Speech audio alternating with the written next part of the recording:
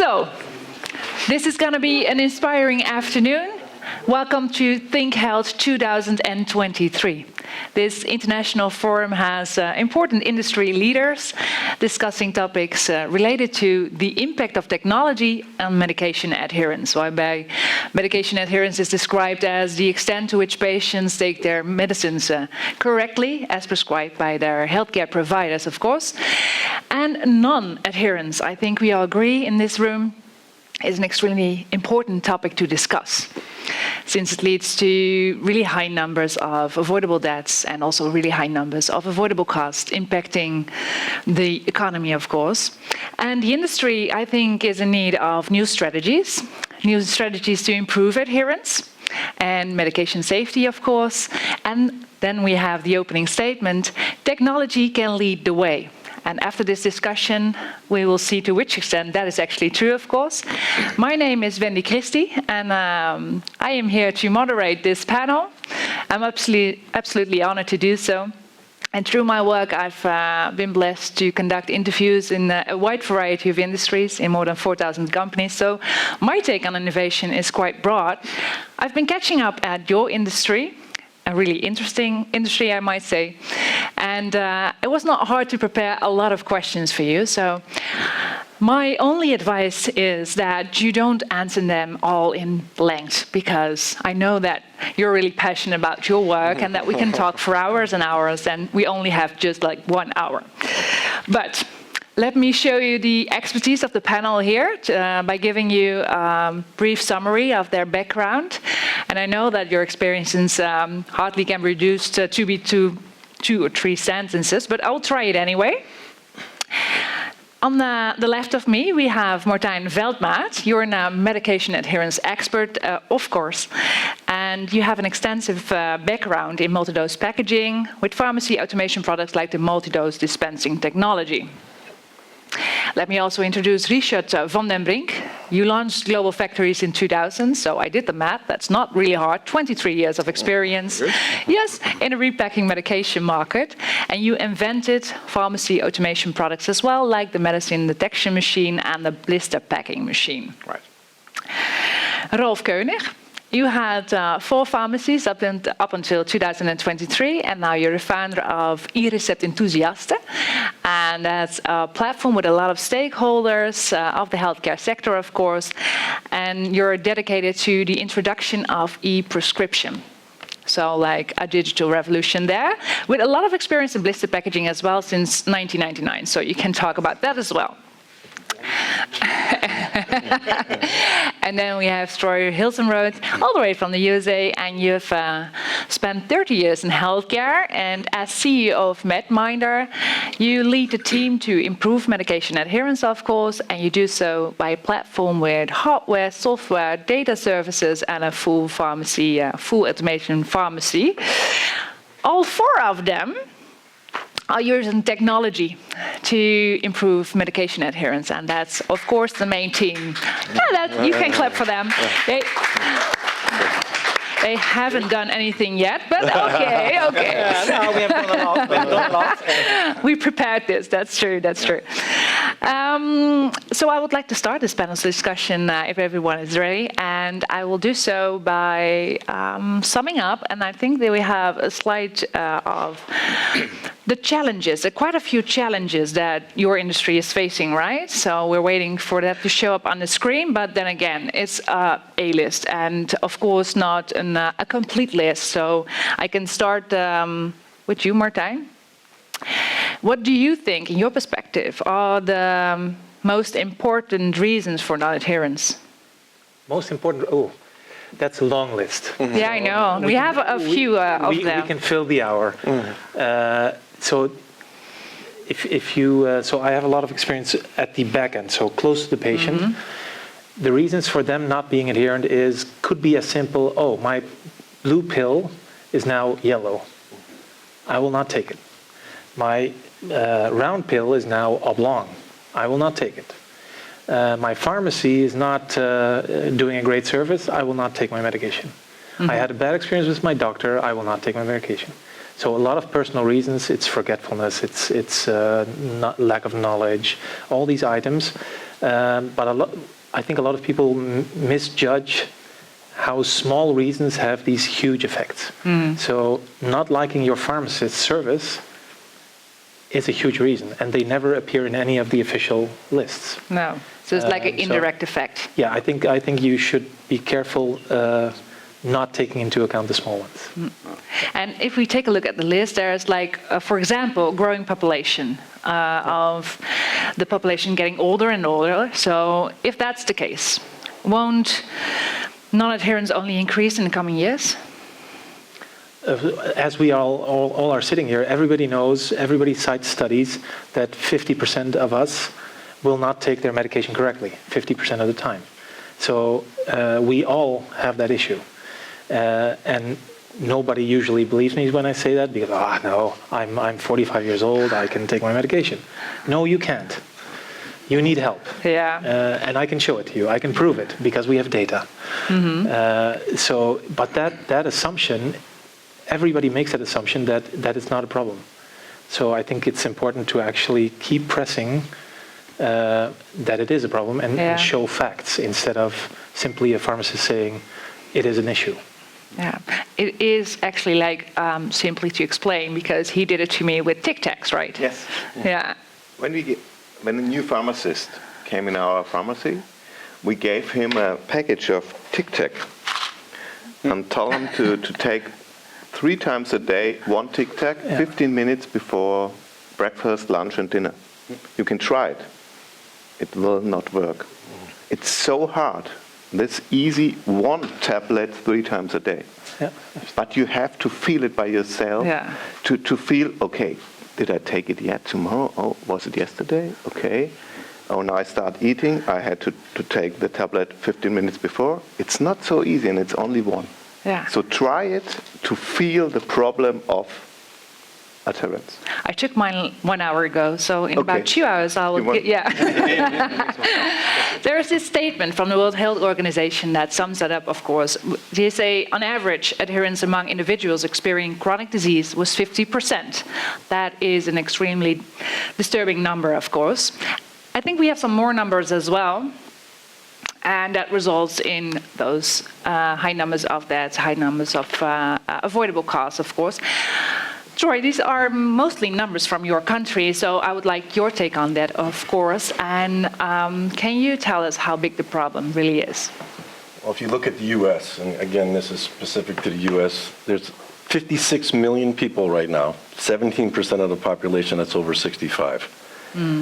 Out of that population, depending on what study you read, 75 to 85% of our $4.3 trillion of healthcare, 75 to 85% is spent on chronic conditions.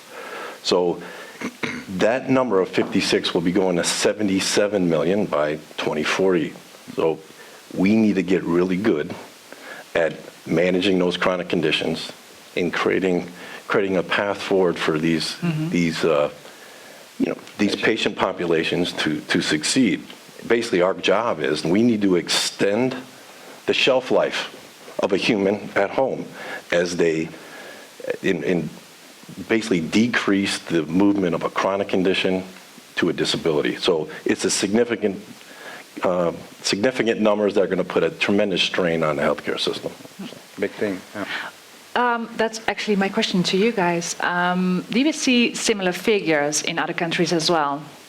Yeah, what we see basically in Holland, not a lot of those kind of numbers. We have a reference to the US. That's a little bit typical for Holland mainly.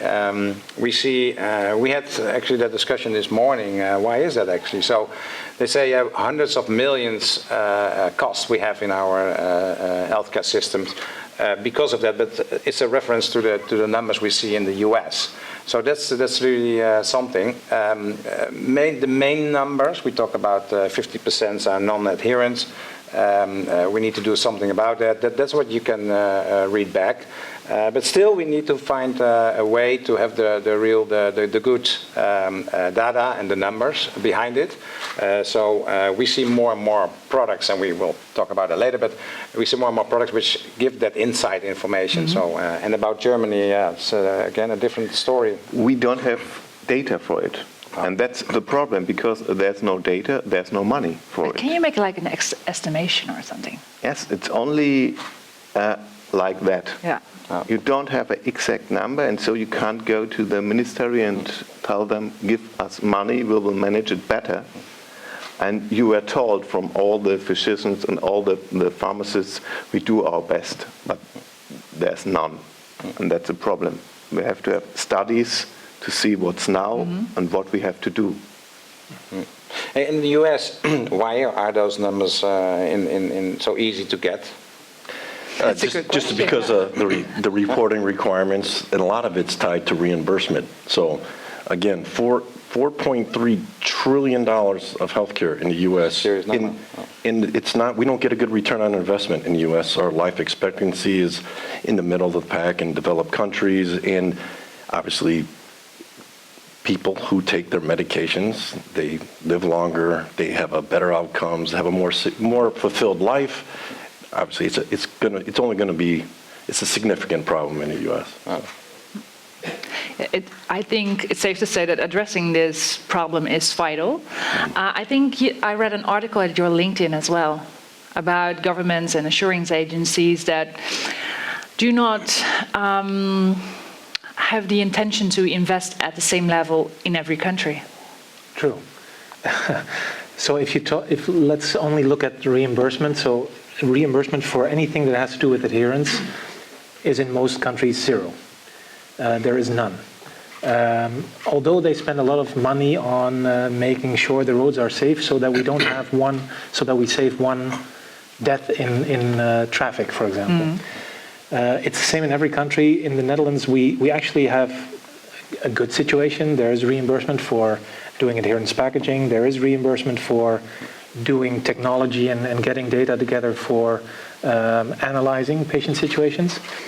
In Germany, None. Nothing. Switzerland, we have some Swiss guests also, I think. Switzerland, there is some good reimbursement system for some items, but most countries have none. That's very simple. And it's strange because in most countries, it's the biggest part of government cost. Yeah. Healthcare. And there's no budget going to these kind of reimbursements. There's no budget going to preventive medication, mainly due to lack of data. We need hard data to actually get that done. Okay. And in Germany, we don't have a holistic view on the cost of a patient. We have cost of medicine, cost of nurses. And if you save 100 euro by nurses, by invest 20 euro to the medicine for blistering, no one wants it. No. Because it's a different pocket. And we have no holistic view. It's unbelievable. That's a good thing that there are guys like you that are passionate about your work. Exactly. You're all working to improve medication adherence, of course, so it's far more important to look at solutions, and I think there are a lot of tech solutions in front of me. Can you walk me through them? Yeah, so you can start. We basically have two different kind of products on the table. So one of them is we call that, it's a little bit difficult to explain, but in German we call it blister, but it's a pouch solution. So this is one of the solutions, the packaging, and with this packaging, different kind of systems can be installed at patient level, so at home, so that they can reach out these kind of intakes per intake moment. So this is a typical product for the pouch, and there are at this point I think 5 or 6 manufacturers in the market. Still, it is, in my opinion, still a small market, but we're gaining more and more data. The other thing is like products like blister cards. That's the other product. And it gives a different kind of overview of what people can take. Also, with these kind of products, we developed systems which automatically give some information when people take the medicine. So data is right now collected, so we can finally do something with that. Important is, and that's something what we are standing here for, is that we get also reimbursement for these kind of systems. It's important to get that inside information. What is really happening with the patient and how do they really take the medicine? Yeah. Okay, and since there is data, can you tell us how you can improve the adherence rate with products like these? Yeah, so the adherence rate, so there's different kind of things. So you have like the patient which take the medicine in time, and that's a brave patient and doing it all very well. Taking the tic-tacs even in time. though that, but even though if like a virus coming back at the patient, you need to do a study why it's coming back. So it's important that you have a detailed information about the intake. HIV is one of those kind of illnesses where it's very important that people take the medicine in time. So, for instance, people take 10 years the same medicine, but you don't know what happened if the illness come back. So the virus come back. So what happened? Are the ingredients or really the medicine is not working anymore for the patient, or is it that he has a different kind of pattern taking the medicine? So at that certain point, you need to do a study, and that's important to find these data for this specific patient. But if you have another patient and which is already doing a great job and take the medicine in time, it's already enough that those kind of patients you monitor that they take them, that they collecting their medicine once a week at the pharmacy. So you know that they are motivated to take the medicine. So it's for different kind of reasons. You need different kind of measurements, say like that. Yeah. And you talked about a reminder. I was actually sitting here at 3 o'clock, and I think that's your machine over there. Dispenser, yeah. This dispenser. The pill came out, and I had to press if I'm happy. So I pressed I'm happy. So it does work. Can you elaborate on the machines over there?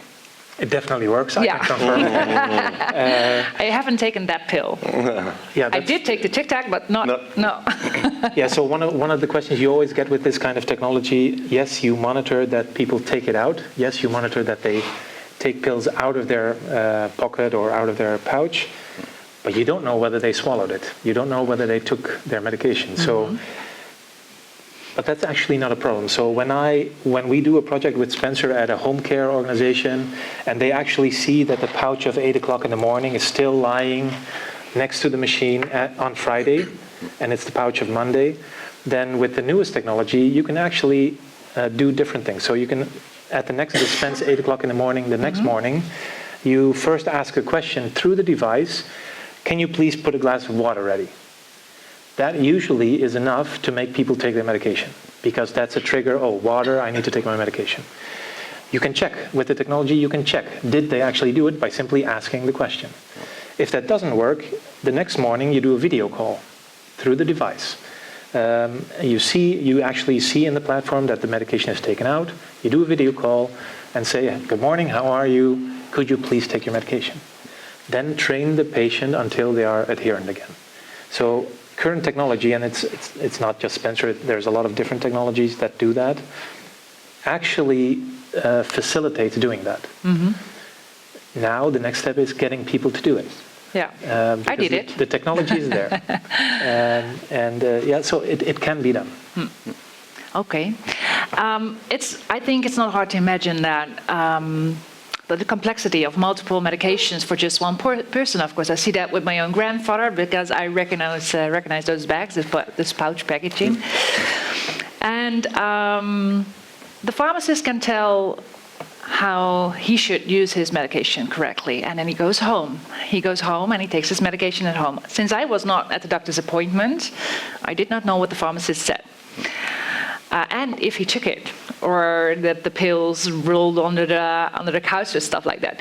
So the information on the packaging is extremely important as well. How can you prove that? Yeah. Yeah, so I think it's important that, so we talk about technology, that's one part. And, you know, is there any reimbursement for the technology? Because it's, yeah, it costs money, it's not for free. So I think it's also important that, that in a way that the product should be adjusted to the patient. Meaning that if you're in a nursing home and there is a nurse, you can use a product which has less information on their packaging. So you can tell them, so this is brand A, and last week you had brand B, and you can give some information about that. Products like, for instance, blister cards, you can print a little bit more information. So I'm an engineer, and I'm not a pharmacist. So I want to know what my mother takes, for instance. So it's full written. What's in there? She has a blood pressure problem, or a heart problem, or other issues. But you can read it.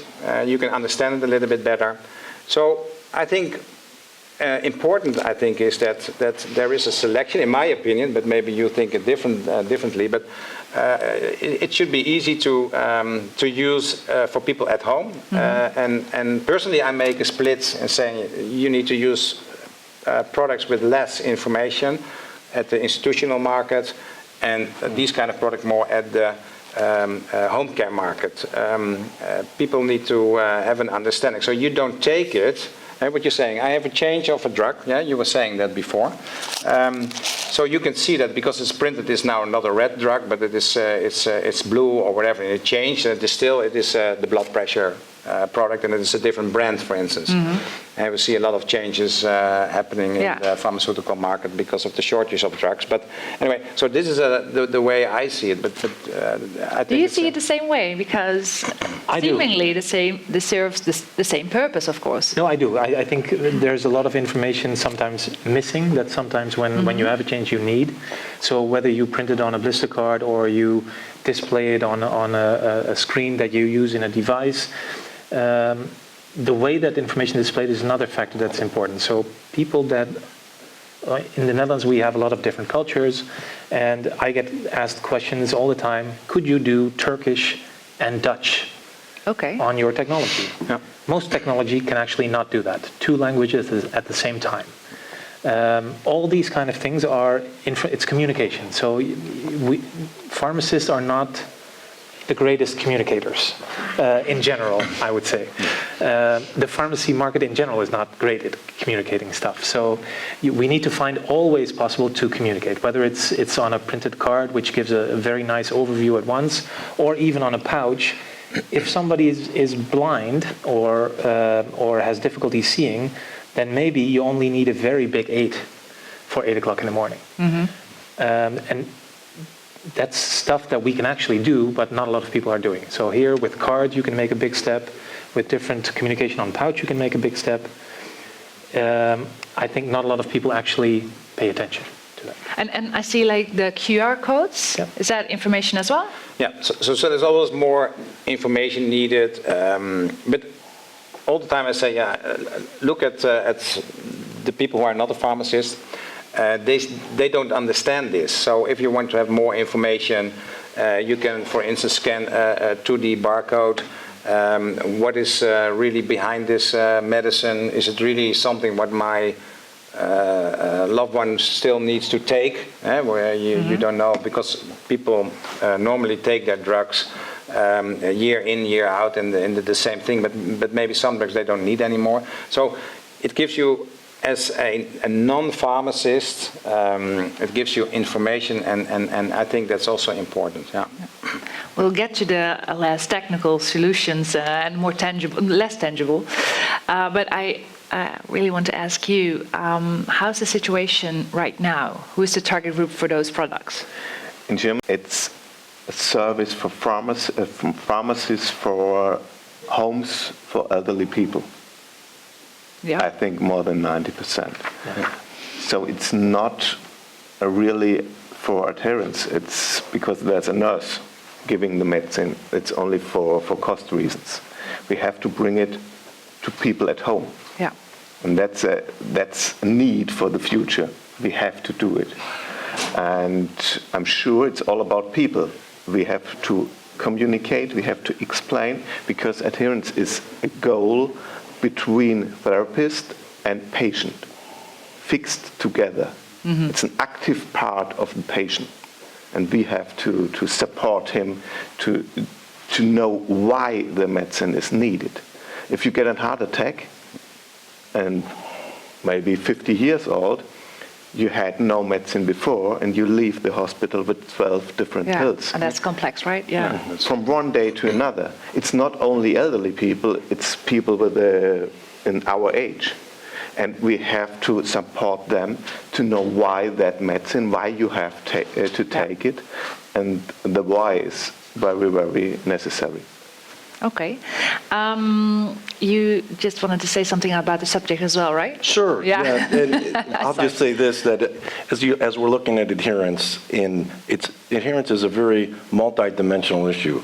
If say you're building a home, I need a strong foundation. Having adherence packaging, whether it's a card or a pouch, I'm able to get pre-sorted medications by MedPass, synchronized, so I have all my prescriptions when I need them in a place that I need them, so it decreases the cognitive just friction associated with getting the outcome I want, taking my Tic-Tac. But that alone, we have to overcome the limitations of being human, or taking my Tic-Tacs, and we have to build around that foundation other tools associated with that. And the key thing is getting the data with that behavior, that action-generated data associated with me ingesting or taking my med at a particular time, and then leveraging other technology, just like we were talking about here, to supplant and really lift at. There's no patient who wakes up and says, I'm on a very complex drug regimen, I don't want to be adherent today. It just doesn't happen. So we need to, as a society, we need to help that, and the only way you're going to do is through technology. And there are so many factors, right? Because if your day schedule changes, like for instance in the weekend, I can imagine that non-adherence in the weekend is higher. Yeah. Or say you're scheduled to go, have your med pass, and you want to go out to eat with a loved one or whatever. It happens to go over, and you just missed your meds. There's a whole host of reasons that it's about life. It just gets in the way sometimes, and we're human. Yeah. Nobody. We need some extra help, and that's okay. Is it safe to say that you all see a different intended market for the products that are on the table? Yeah, so what I said, I think that... so those more for institutional use, and the other ones directly to the patients? Yeah, directly to patient at home. And there is at that point not a lot of more or different packaging at that point. So this is what it is. And so that is probably also for the industry. So we're doing a lot of innovations, and we're doing a lot of new designs of products. I think still this is not the latest packaging we need for the adherence, in my opinion. So we still think about something new. I think it is, when you're looking at today at the Expopharm, people are sometimes complaining we don't see new innovations and what's happening, Richard. And that's why we have to bring you all together. Yeah. So we don't come next year because we don't see anything. But it's a very conservative business, and it's not only at our end, but also on the wholesale end. But also, and so we talk about Germany. Germany it's very difficult to get the data in Holland as well. So I think it is important that we need to make next steps for making better and different kind of products. That's sure. But for the moment, this is it. Yeah. But regulations differ per country as well. Yeah. Can a product simply be applied in the same way in every country? Because I know you told me an anecdote about Japan that uses powders, and China that is supporting multi-dose packaging because of possible resale. I think there are a lot of factors over there that you can say that you don't simply can apply one product per country. You have to differ the product, perhaps. I don't know. What's your take on that? So every country has a system for reimbursement. That's where it starts. Okay. So pharmacists want to invest in automation or not, and it should be pharmacy automation, real automation, because we see also non-automation. But the point is that there should be pharmacists invest in these kind of systems. There should be an ROI. There should be they need to earn some money on the specific package. So you can start as a small packager, but we have a lot of regulations. If you have a big center or a smaller center, if you have a small center, you can give any packaging in Holland, for instance, to any to your own patient. So that's your patient, and you give them the best care. And if you think as pharmacists we need to give the patient a pouch, then you give the pouch to the patient. Regulation, reimbursement, all those things are influence the way people choose for a kind of system. Yeah. Luckily, there are also people that think outside of the box. So, as an anecdote, there's a hospital in the Netherlands that is now actually considering putting pouch at the bedside. So giving in the acute care hospital where you have huge amounts of changes in medication every day, they put medication in a pouch, and they actually put a dispenser next to a bed because it saves so much time for nurses. That actually on its own is a business case. So you don't necessarily need reimbursement if there's a good business case. So I think sometimes all of us together, we sometimes also need to think a little bit outside the box to see business models that might actually lead to everything we want. We want data, we want all these kind of things. And I think it differs a little bit. I think in the Netherlands we are pretty good at doing that kind of thing. In Germany it's a little bit more difficult, I would say. But trying to do these projects, I think, helps move it forward. Okay, and you all say it's really, really important to generate data. I can ask you what's the best way to do that, because there are a lot of types of products and they all generate data in a different way. You said that. So how can you combine that in the best way?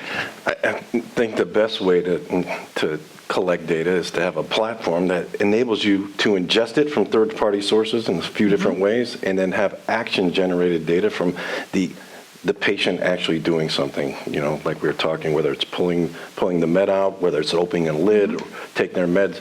So you combine that data into this, and nowadays you have these beautiful cloud-based technology stacks. You could take that data, you can mix it with behavioral science, with AI.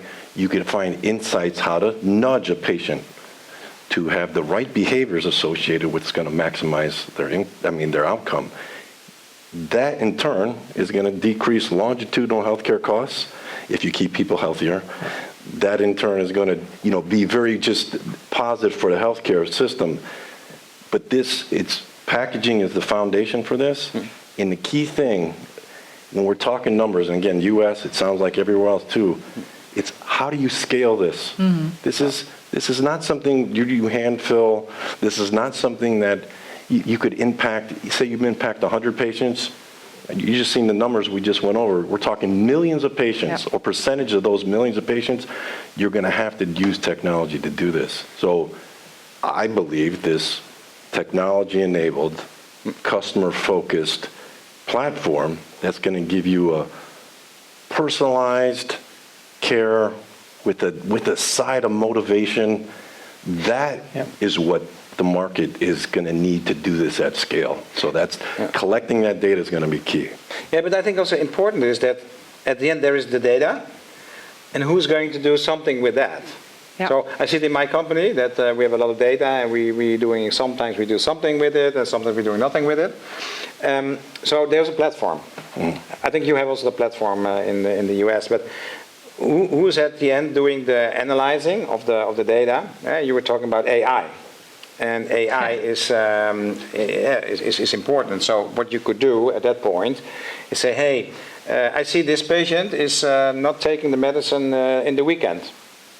And then there's the smart systems or the apps and say, hey, good morning, Saturday morning. I know you never take your medicine in time, so I give you right now the tip.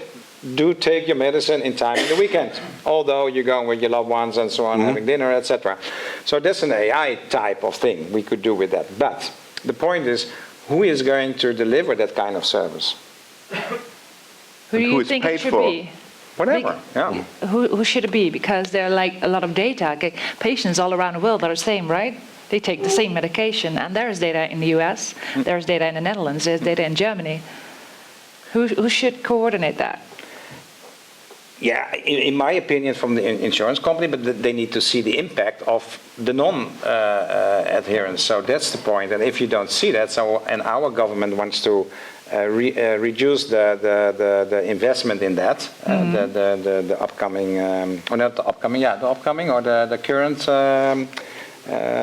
parliament. But the point is that if you don't see the impact, this will not happen, and our industry is willing to invest in those kind of things. But you cannot wait all the time for the industry to invest, and there's no reimbursement at the end. Yeah, there needs to be an incentive. And there needs to be an incentive, and that is a thing which is not really coming through, and if you're looking at in the German market, it's even worse because they make it so difficult to get a good reimbursement system or make it easier for the repacking business where we are in. So in Germany, they make it only more and more difficult to get a good, solid system for the patient at the end. So we work very close together, and it's almost a big headache to give the patient the right care in Germany. Huh? Yes, it's about all the contracts between the insurance companies. It's a big problem for the repacking. It's in Germany. We have to fix that. The pharmaceutical industry don't like it. They want their packages to be sold. And in Germany, even our councils of the pharmaceutical system, they don't want it. No one wants us as pharmacists to do that, and no one wants to pay us for it. And that has to end, and we have to restart a new system to be paid for taking medicine and not for sold medicine. So first of all, we need data to get the acknowledgement of the government's insurance agency and etc. Yes, but first, without data, maybe we have to fix the situation, that the situation is very worse. And to fix that point, and that we have to change it. Yeah. Sometimes we're in a point we need to create our own data, right? In following the money, you heard people, you got to follow the money. There's at least I'll talk U.S.-centric here, value-based contracting, huge trend in the U.S. And by 2030, anybody who's in a government-sponsored contract is going to be in a value-based contract. Basically, what it's saying is the old healthcare system in the United States is fee-for-service. The more you could come in, the more I do on you, I just keep paying you. That's going away. I'm only going to get a capitated environment. I'm only going to get X amount of dollars per patient per month, that's it. You syndicate your risk across a large population of patients. Now I'm on the hook to keep them healthy. So this data and this solution that we have, this is vital for them to succeed. If I can't manage meds, I can't manage risk. So I need to manage risk now. So this is a significant component of this shift in. And this transition is I think is the right time, having the right product and then being able to leverage that. even the business case of, Martijn was just talking about nursing shortage. There's wage inflation, there's shortage in this industry. One of our customers services intellectually disabled patients. We're sending nurses to the home, $150 a day to do MedPass. I mean, so obviously we transitioned that $150 a day to a lot less than that per month using our technology platform. So point being is, even if the government doesn't pay it, there's sometimes business cases come up where you could position your products and services to do that. But how realistic is it to, just a critical question of course, but to keep on innovating if you look at the potential added value and the costs? Well, it should be funded, right? So it should be funded, and it's a balance associated with, it's a tribute to some people who are sitting at this table who've run a business for so long doing that, but it's a balance between how much you invest in innovation and what return you're going to get out of it. Yeah, but not all the innovations and developments make it. Huh? So that's something also that we probably forget, and that's also something, but not a lot of people, whatever, in government or even people sitting here in today. But it's a big problem that if you make a good invention, that could be that people do not really want to take it, or the reimbursement is changing. So I believe a little bit more in also the case and think about the box, like what Martijn was saying. So let's find those specific cases, like in the US, the 150 cost per day for the nurse. Make a kind of project out of that, and look at and cooperate with each other, and find a way without the reimbursement probably to make that technology go through and make it happen. So it is very important that those kind of things make the steps we think should take, because it's not only a problem we face in the European countries or in the US, but also in Asian countries, and so we invest as European manufacturers and developers in those kind of technology. And for us, it's important that it's also affordable in those kind of countries. We want to, I don't want to say to give them, but we need to find a way in our case that we develop those kind of interesting products, and then we can, we can move it to other countries, where there is definitely no reimbursement. And there are actually good examples. Huh? So we should not think that it's not possible to do it. Give us a good example. I'll give you a good example. So in 2012, I was in pouch packaging machinery, and in Germany we did a study with a university where we proved for 9 insurance companies in Germany that blood pressure actually sank when you did take your medication well. We also proved that people then ended up taking less medication. And then we presented it to the insurance companies, and they applauded, oh great, this we should do.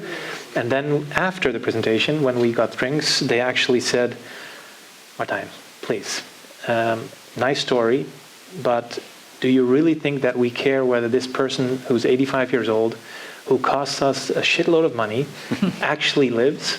We don't. No. We want that person to die within a year, because that's cheaper, economically better.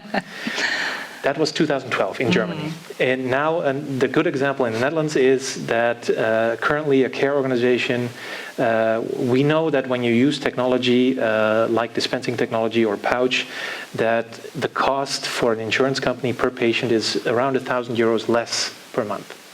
So now care organizations actually go to the insurance company and say, look, I'm using this technology, I'm saving you €1,000 a month, give me 200 of that.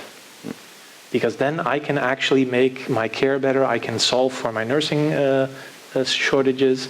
So there are projects that slowly do that. So I think we should be hopeful that we can do that. That's a nice good statement. Example. Yeah, we have to be careful, hopeful, of course. Yeah, Yes, we do. We have to. We haven't talked about e-prescription. How is that going to change the world? bad. Not in the, for the normal e-prescription, but exact in that part. Yeah. Repacking in Germany, there's a bad point because we have to bring on the when delivering or printing the e-prescription, we have to bring on the batch number. And if you do a repacking, you don't have a batch number. No. Okay.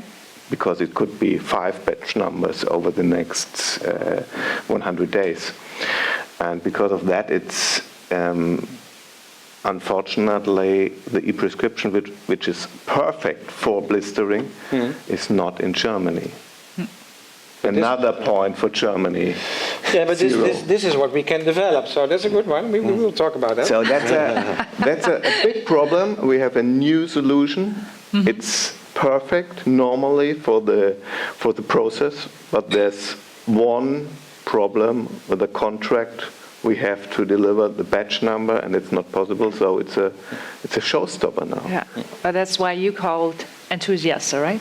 No, it's because of the rest of the e-prescription. That's good for Germany, but exact in that point, and that's for me, it's really hard to see that there's a fail. And it's not a fail of the government, it's a fail of the pharmacists and the insurance company in their contract.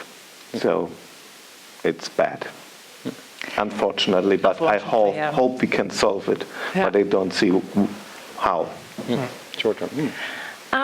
Prior to this table discussion, we had a discussion about truly being motivated to do something about sustainability. How does that work with the products you create? About stability? Sustainability. Sustainability. Yeah. So different markets again. So you have different kind of regulations, and looking at the U.S. market, for instance, we see that if you have like 5 or 6 medicine, you pack that in, we call that bingo cards. If you at that point going back to a multi-dose card, and then you only have 1 card instead of 6. So at that point, you're doing a great job. And we're going to, in the industry, we're developing materials which are compostable.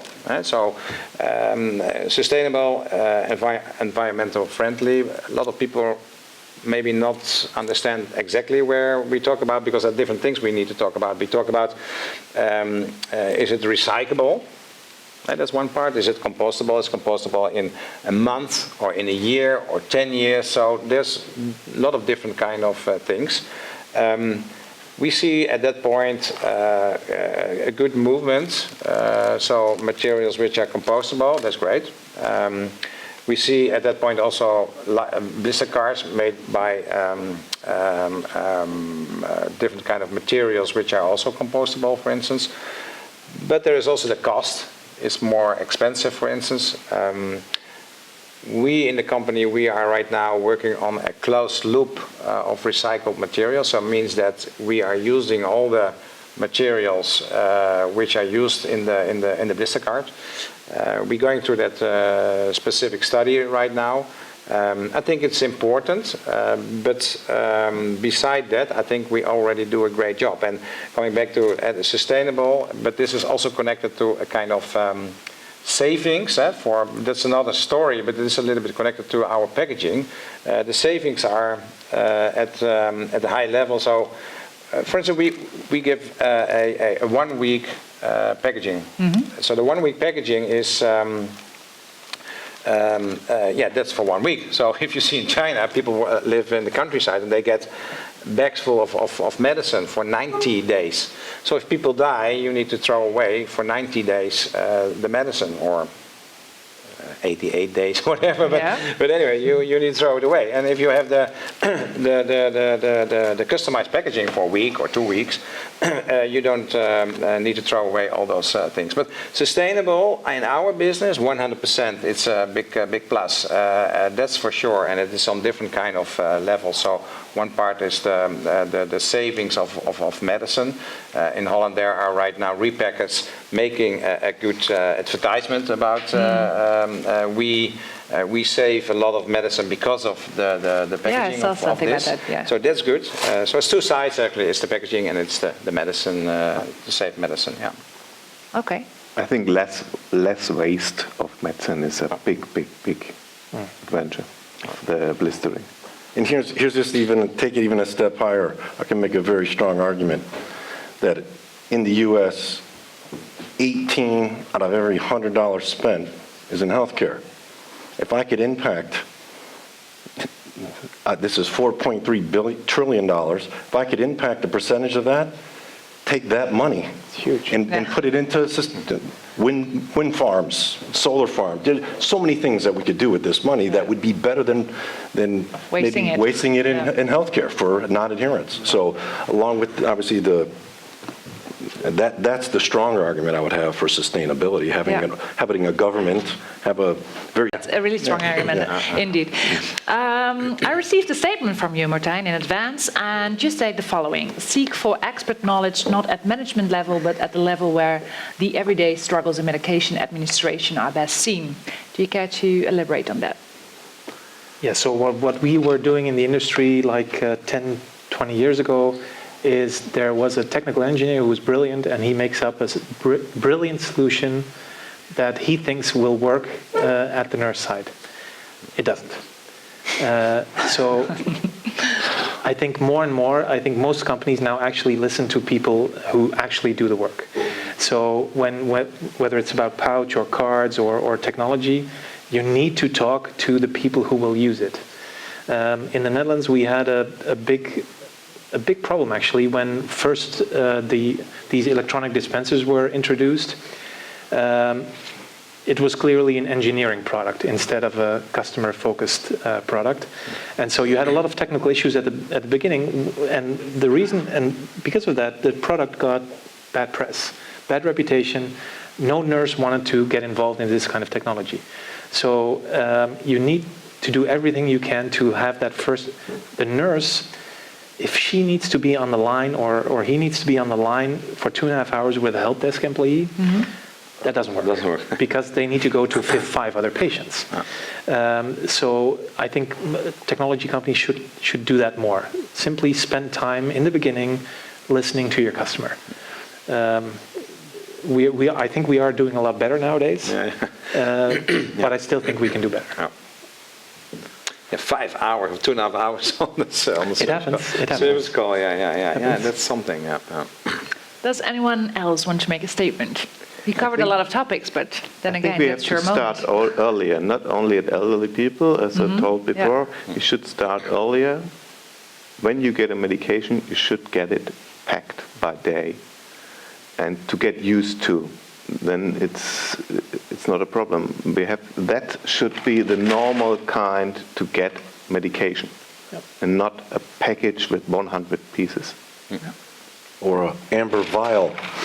Even worse. Or an amber vial. I mean, 2 countries in the world dispense medication in amber vials. So, but yeah, it's definitely. Obviously, we talked about a lot of technology, a lot of things, but yes, it is. We have a lot of work to do. Yeah, because innovation in itself is one of the solutions, of course, but I also heard like motivating the patient is also important as well. Yeah, definitely. So if it doesn't really matter if you have like an intelligent dispenser or you have an intelligent this or intelligent that. If the patient does not really want to work with it, you have a problem. So I think that, the people who are getting older, they are more connected to technology. So that's one of the important things that we understand. We said the iPad. We understand, those kind of technology and the impact of it. And the impact of, all those kind of data, what's happening with that. It's important because we can see that you do not take your medicine in the weekend. Okay, thank you so much. So on that behalf, it is important that that we have an understanding how that works. So, And we talked about gamification. It should be fun to take medicine and not a bad experience. If And you how had would an you do app so? you press, if you take your medication, and if you are good in it, and you get a present of your pharmacy, or you get Like credits. your best in town, or something like that. That's I something think to work Best for. in town, that's a good one. not for all people, but for some people, maybe the males, it could be fine. Oh, I'm the best. I can also see my mother doing that. Like if she gets credits or like a free stuff at the pharmacy, she will do that. Yes, she will but take her meds. it should be more fun. Yeah. Not only the bad part of medication, it should be a positive way to do this for the patients. And sometimes even if you make a development, what you were saying before, Martijn, but that you need to understand the patient. Yeah. Our business, and we talked about indeed the last 20 years, let's say the last 23 years, I was involved, but we were more close looking at the development itself.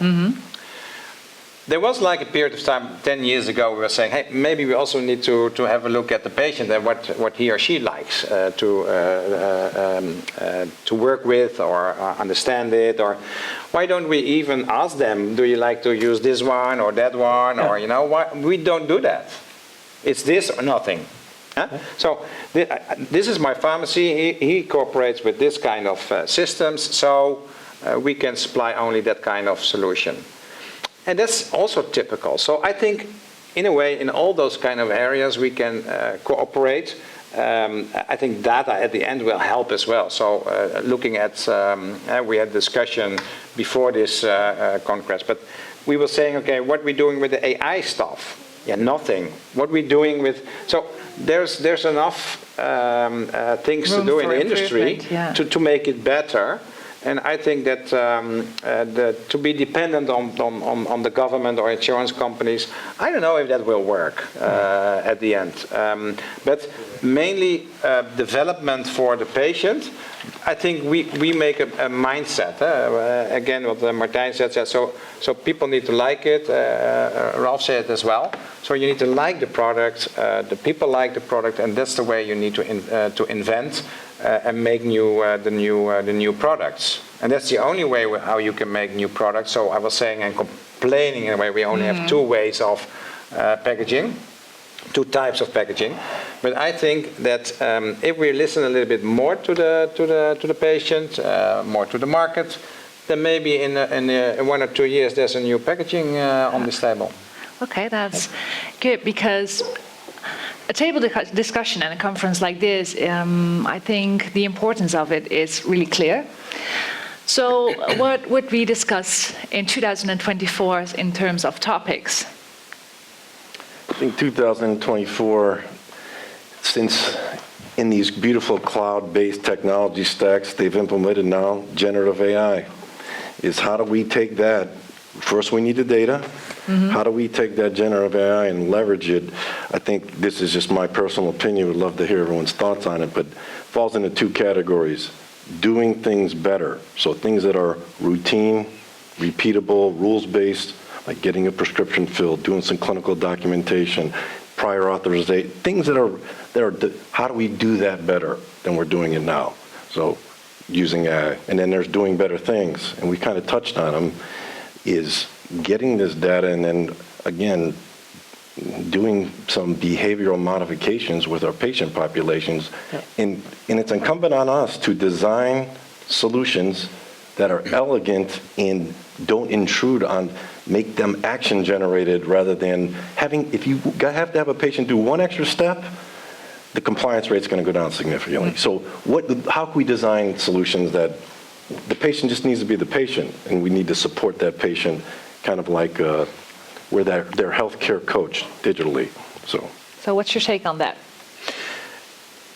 Definitely true, but I think about something else, and that just come up in my mind. But maybe we need to ask the insurance companies and put it the other way around. So I think we put a lot of energy as manufacturers in these kind of developments.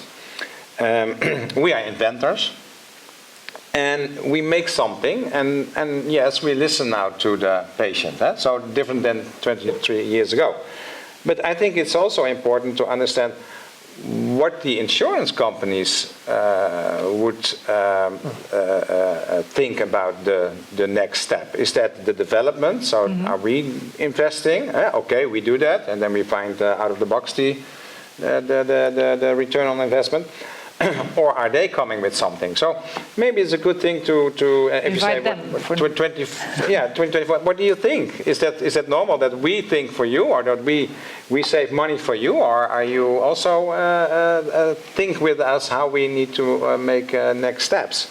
I think that's an interesting part. And the other thing I think for 2024 is that we should. Also think about, and that's very interesting, is all the technology we develop. All the people in this exhibition. Is that something what we really can use in the nursing homes and in our business? Is it really does it make sense?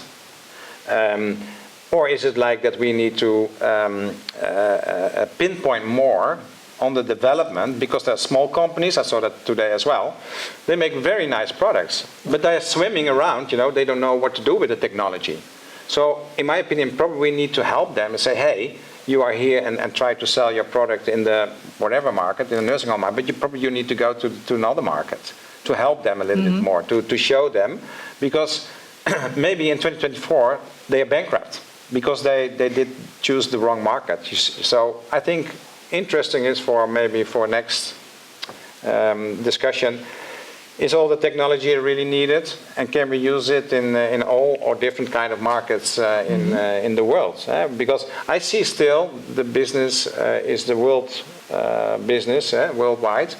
It's not only about Germany or about Holland or about the US. It's about the world market, and that's I think an interesting part as well. Ralf, what would you bring in terms of topics? I think ask the customer. And when I think about it now, I worked in a hospital for elderly people. And if you tell them, I think it's better we take a nurse for your medication. It's not a good message. Because it's clear you lose another thing. Yep. You think you can do, but you can't. So it's absolutely necessary to start earlier. If you ask me, should I manage your medication? I will say, yes, you can manage my medication. You can manage my day if you want. Do it. I'm happy with it. Not as elderly people. I want to see I can do this. So we have to start earlier to get used to it in early times. That's, from this discussion point, I think, let's talk to the customers if they want it really, and we have to make them happy. Martijn? I would say that we need to prove a little bit more that it actually matters.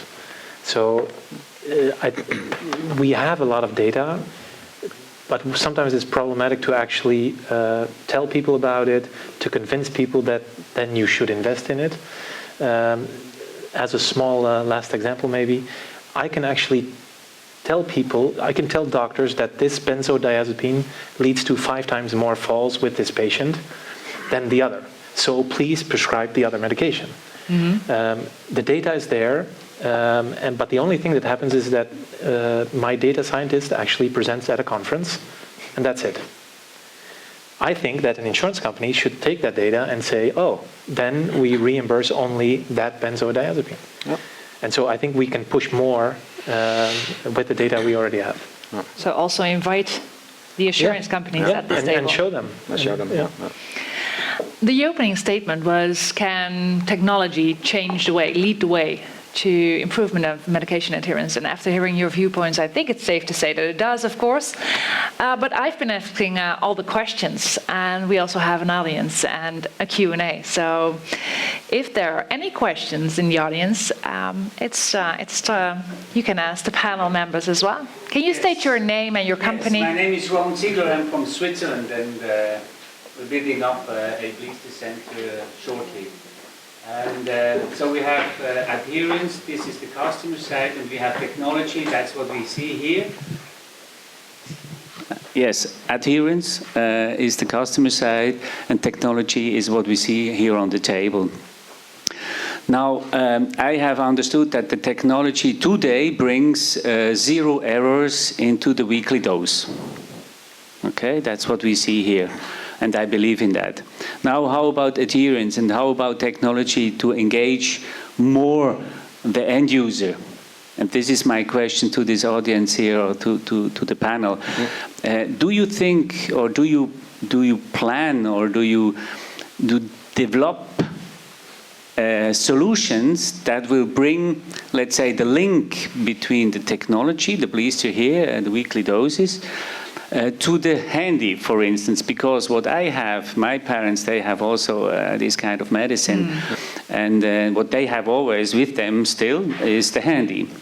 So how can we bring the link, or how can we link these two things together? The blister, which is correct, which has the right dose for the week, and then engage the end user with his handy, so some sort of information flow between the handy and the blister pack. So are there any thoughts in this direction, or evolutions, technology that comes? The funny thing, it's already existing. It's already there. So if you want to do that, you can do that now. You can do that with blister cards, you can do that with pouch. Maybe it's not available in your country, but all the parts of the solution are available. You just need to make sure that you tie them together. If you do pouch or card, there's not a gazillion, but there's many platforms that can exactly do what you say. That can actually prove that they improve what they call engagement. So. And there's data on it. It's just, I think there, Richard is completely right. These smaller companies that have these kind of solutions sometimes need help to bring them together and actually make a solution that's covering the whole market. So maybe that's another interesting topic for next year, bringing the solutions together. Is it a link between the opening of one Is there a technical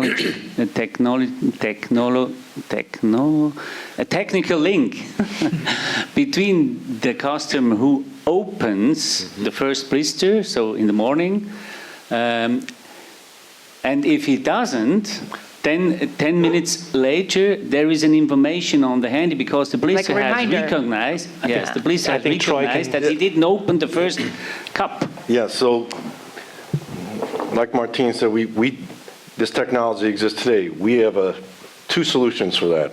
One's an edge device, but the key thing with this whole thing, and Martijn mentioned this, it's the integration between hardware, software, these data servers, and your pharmacy. So that's where the value is in the integration. If you just have it yourself, there's 1,000 apps you could go and program yourself in. No one's going to do that, and then it'll remind you. So we have an edge device that goes in your home. This one right here goes in your home. It just beeped. So you don't take your meds, it beeps. There's an increasing level of alerts. So it'll beep, it'll light up first, then it'll beep, then it'll call you. Then it'll call your loved one. So you could set the door, then it could potentially call your doctor. So that exists today. So think of an edge device that this goes into, and then when the patient opens the lid, I know the patient went in and took out the meds. Again, this device is the same over here that does that. You also could interact with that through a video. So on our app, you could do this video, direct observable therapy, to do this. So, but it's the integration of everything. By itself, again, 1,000 apps are out there today could do what you say. But if it's not linked to the pharmacy and automates it for the patient, you're not going to do it, or a low probability of them doing it. So yeah, that's the key, is in integrating everything. And it's a question if you want it as elderly people at home. If you want to be, if you're used in my age to that, I'm here. It's all to measure my blood pressure, my oxygen, all of that. For me, it's normal. but not for my mother. And I don't know if she wants to be Monitors. monitored like that. No. So we should start to be positive and to do the thing, the gamification. Maybe that's for my mother. Yeah. To get a Together, take her meds. Yeah. I think there was another question over there. No, it was more in reply to this gentleman's question. Sorry, my name is Ton Klumpers. I'm from Euromed. This is one of our most frequently asked questions of users, by the way. Basically, in reverse, they say, "Can I be my first own supporter?" And I think, I speak for myself, but I think it's the same with the other manufacturers. Yes, you can, because most of those systems do work with an app. And in our case, the end user is his first supporter. So himself is going to be the first one who's going to be notified if you have forgotten to take your medication. So the answer to your question, I think that's universal for you as well, is yes, you can. And we can show you and demonstrate that to you. Yeah, and they are happy with it. And today there are different kind of platforms which support that. So it's not like that as manufacturer that you need to develop something new. So there is like, I think at this point, 3 or 4 platforms which can give this information. So there's only an Verknüpfung. I learned it from you. Schnittstelle. Schnittstelle. So an interface between the systems. So you can give those data. So you can make a selection, even say, okay, I want to give you this and this information. Do you want to study the intake of the patient, or do you want to give the information to the caretaker? So people do not take the medicine in time. There is a smart thing in the platform which gives you the information. Hey, your mother did not take the first medicine in the morning. So after 2 hours you get that information. So there's different kind of levels that you can step in, and there's different kind of money involved. Of course, that's what it's all about at the end. But you can flag. I want to have this information. I want to flag that information. So those kind of technology can already be integrated indeed. Yeah. Does anyone else want to ask a question?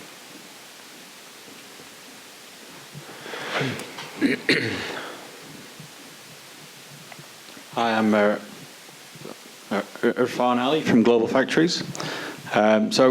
Great discussion, by the way. Really enjoyed it. But we've talked about the technology, companies, innovation, health systems. But my question is, how do you think pharma plays into this? Right. So I mean, they're obviously creating, developing new therapies and whatever else, but to me, it's it sort of starts somewhere in there. So I just wanted to get your view, really, on this. Talk about an old-fashioned industry, pharma. So not because of Spencer, but with Spencer we do clinical trials. We support clinical trials where Spencer dispenses the trial medication, and it takes forever to get them to get rid of their paper systems. They send paper forms to their test patients saying, "Do you feel nauseated? Do you feel dizzy? Do you feel well?" And they get, out of the 30 questions, they get only 3 answered because everybody's sick and tired of these paper forms. If you actually have a device or a technology or something that engages people, all of a sudden you have 30 questions answered in time, and you need like 30% less patients in your pharma trial. Slowly, they are getting there. There's one pharmaceutical company now that had difficulty introducing their was a psychiatric medication in the U.S. market. They will now actually supply a Spencer with the medication, so it becomes part of the how to use the medication. That's a huge step. So once that's I think an interesting step where technology actually is part of the prescription. So it will go there, but it takes time. Does that answer your question? Yes. Okay, perfect. Are there any more? Okay, then I would like to round up, of course. I would like to invite everyone to discuss this subject further together, but while enjoying a drink that are waiting outside for us. And for now, I think we had really good insights, and of course we hope to see you next year in 2024. And I would like a round of applause for you, for the organization, and for the panel members.